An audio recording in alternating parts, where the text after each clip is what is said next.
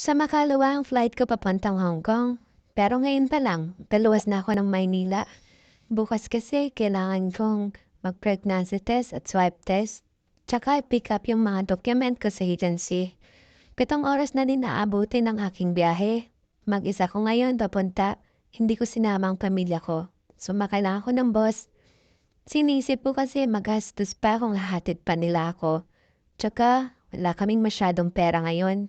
Tsaka na lang pag-uwi ko, tsaka na lang nila ako Ganun naman talaga, palis pa lang tayo kaya wala pa muna tayong pera. Papunta tayo ng ibang bansa para magtrabaho. Halo-halo ang iniisip ko ngayon habang nasa bus ako. Naisip ko, 2 taon na din, 2 taon na rin ako mawawalay sa mga anak ko. Sa 2 taong yun, daming pwedeng mangyari. Pero sa Panginoon na lang tayo kakapit.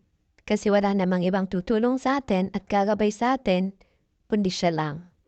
Minsan naiisip ko, kung siguro matandang sahuran dito sa Pilipinas, hindi natin kailangang umalis, hindi ko kailangang lumayo, kung bakit ako magtatrabaho sa malayo.